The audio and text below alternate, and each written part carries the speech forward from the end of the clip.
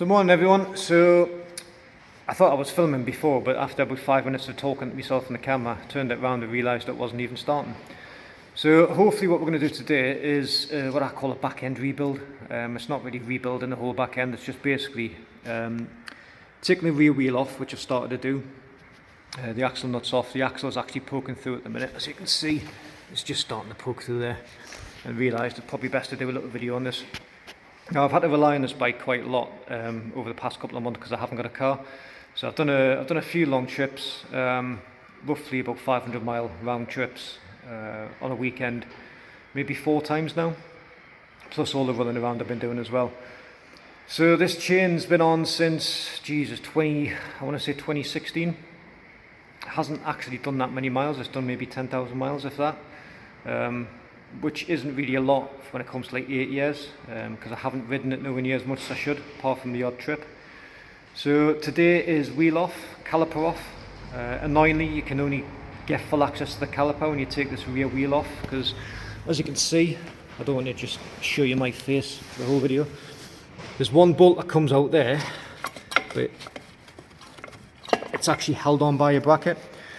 So it's going to be rear wheel off. We're going to replace this brake disc, replace that rear sprocket, potentially clamp these hoses, caliper off. I may as well split the caliper because it's easy enough to do.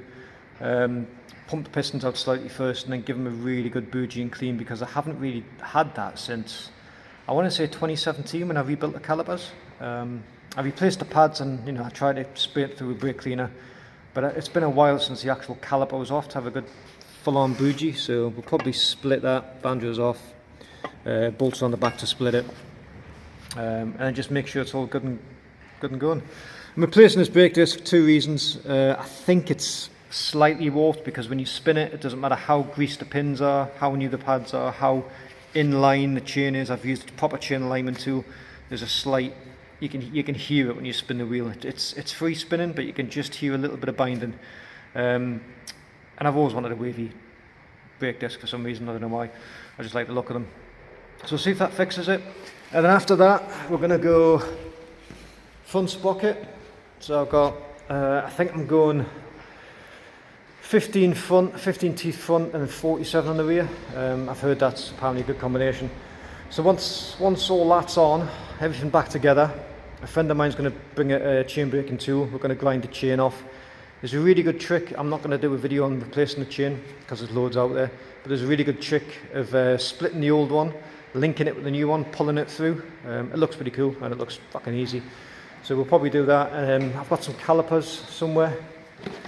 So I just bought some calipers there so we can measure the pins and the plate thicknesses and all that kind of stuff. I'll probably watch another video or two because it's one of them things I don't want to get wrong. And then hopefully next month is, not trying to drone on too much, but we're going to take everything off, so fairings, belt bars, tanks, airboxes, and then replace the cam chain tensioners both front and rear, because I think the front's starting to rattle a tiny bit. This is like a 25-year-old bike, and it's coming up about 40,000 mile almost, so it might just be the tap it's ticking. But whilst I'm replacing the cam chain tensioners, and you've got access to absolutely fucking everything, even though they were done about 8,000 miles ago in some of the other videos, we may as well just revisit what they're called valve clearances, because once you've got access to all the heads and everything's off and everything's top dead centre to replace a cam chain tensioner, you may as well just check the valves while you're there. And then I know it's pretty much good then. I'll probably never do it again on the bike. I'll keep it till it fucking dies, because it's been an alright bike so far. I've just mothered it a little bit too much. And then in the future, hopefully, 2 days time, I'm picking up a BMW 650 Dakar for a Morocco trip in April. So there's going to be some videos on getting that prepped for a decent trip. So I'll stop whinging on now because it's been nearly 5 minutes. And then next time you see this, everything will be off, hopefully. And we'll go through basically just cleaning and shit. Right, so wheels off on the bench. First thing I'm going to do is get a new sprocket. And then I think this is a 19, get an impact, whiz them off, take a sprocket off, and then we'll do the brake disc. Right, so front sprocket's off.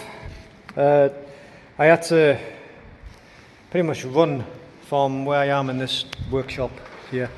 I am very lucky to have the use of this. However, the fucking tools go missing constantly, so I bring my own tools. I had to go and get Loctite because these are Loctited on. So we're going to get the sprocket off, give these a good wire wheel with a little drill just to clean them all up, put some Loctite on, and then put the new sprocket on. While you're in here as well, I actually was going to buy some of these for the sake of £30. Check your rubber bushes. Mine actually seem in quite a good nick because I think I replaced them at around 30,000 miles before I went to Europe. I wasn't too sure, but now I'm looking at them, I'm pretty sure I did because I remember taking them out and in, if that makes sense, and they look pretty decent. So rubber bushes are good. Get yourself some new nuts, don't reuse them. I have got some new ones somewhere in a bag. So next thing, get the sprocket off the carrier. I'll probably use a hammer or something, like a rubber mallet, not a hammer. Couple of quick tips if you're doing these jobs. This isn't like a quick hour job, like, you know, fucking changing a pair of brake pads. This is, I started an hour and a bit ago, and I'm probably going to be in here for the next 4 or 5 hours because I don't want to rush anything.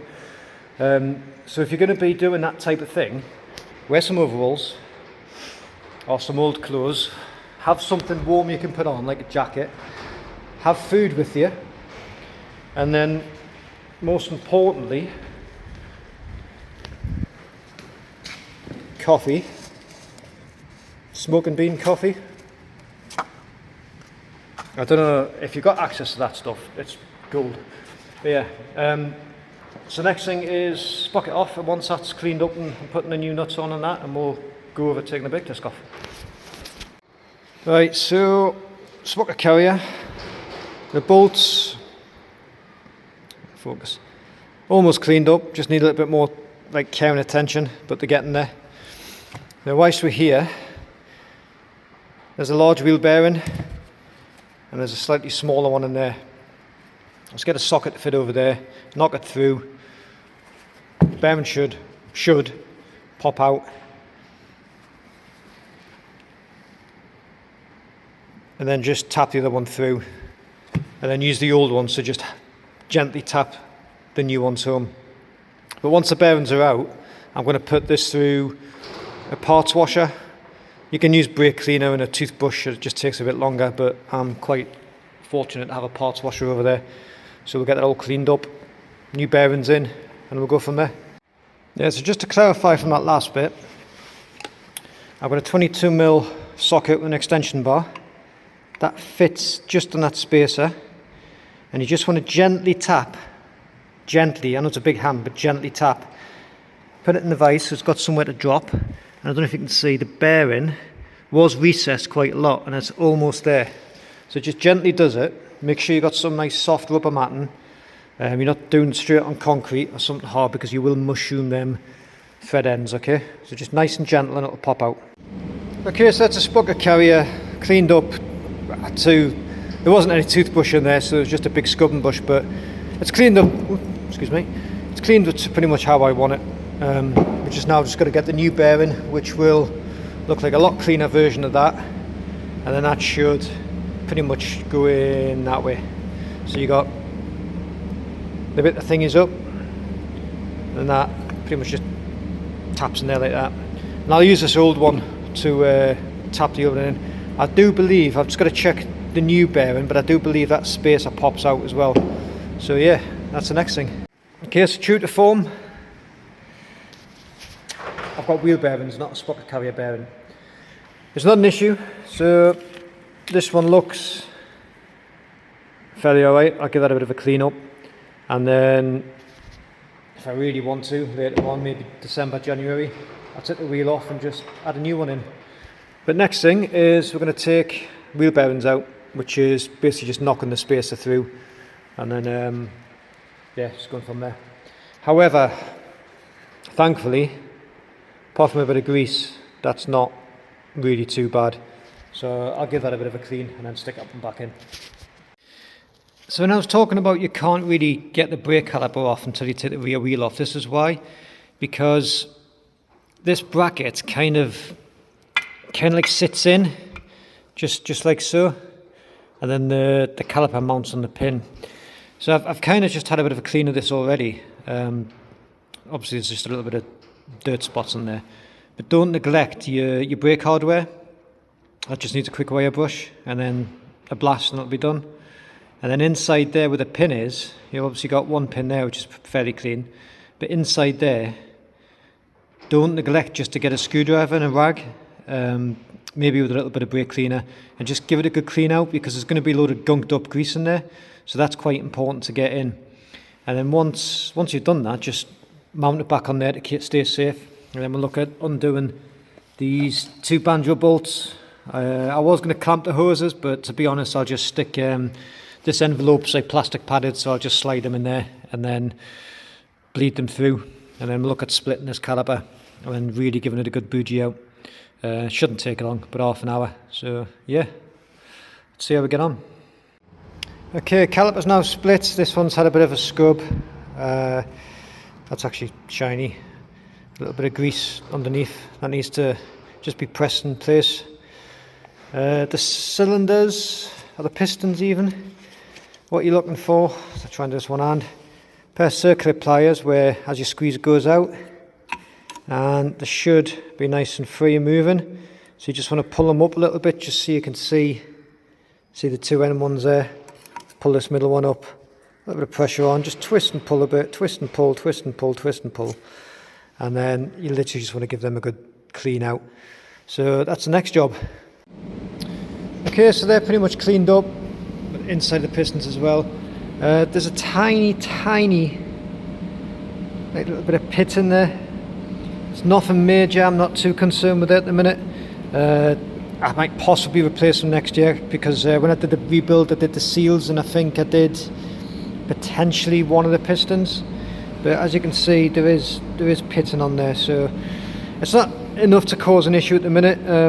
I did actually get some 800 grit sandpaper just to rub them down and polish them. Again, I wasn't putting a lot of pressure on, it was just a really nice light rub over. It's 800 grit, so it's not going to do a massive amount of damage to the pistons. But yeah, there's pitting all the way around. I mean, it's not really going to get to the seal, it's just pretty much going to come down to the dust cap or the dust seal. But it's bound to happen.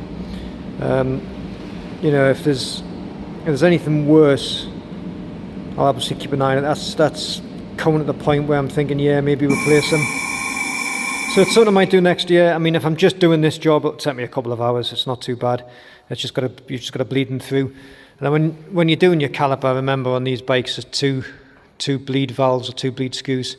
So just take them off, crack them loose, take them out, lube them with a little bit of brake fluid and put them back in, and you should be good to go. Right, she's on. What a fucking pain in the arse. Now getting this brake caliper on, you've really got to have like 3 or 4 hands, because the spacers fall out. You've got to keep that in place. And yeah, so next mission is, before I touch anything, is need to bleed the brakes, because this caliper's pretty much empty since I cleaned it. The wheel is obviously just catching the brakes there, but it needs all tightened up. The brakes need bled. That's absolutely fine. A little bit of brake contact. The pistons, so if you look there, get it there. There's a bit of movement, but once I bleed the brakes, that'll be absolutely fine, and they should settle in. But yeah, overall, not too shabby. But apologies for the mess as well. My bike's never usually this dirty. It did like a 500-mile round trip to Wales last week, over a weekend, and it was fairly dry for the first one, but yesterday it was just non-stop rain all the way, just fucking horrendous for about 4, nearly 5 hours. So I thought it was pointless washing the bike and then having to take it all apart and put all the bits on, so I'm going to put the bits on and wash it probably tomorrow, so it'll be a lot cleaner. I am going to fashion a rubber shock guard. I have got a universal hugger to go on there, but that rubber shock guard is doing absolutely bugger all, as you can see.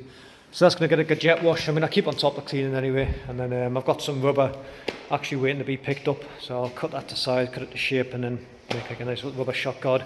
And then on top of that, with a universal hugger, that should be all good to go.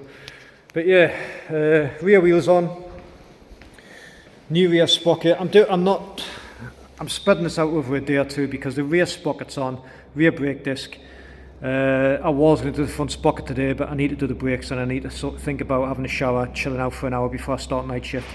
The old chain's going to go back on, but that's only going to be for a day or two, maximum 10-15 mile. So that's not a massive issue. The chain's still in half decent nick, to be honest. But yeah, I've got a new one to go on, so hopefully that'll be tomorrow's video.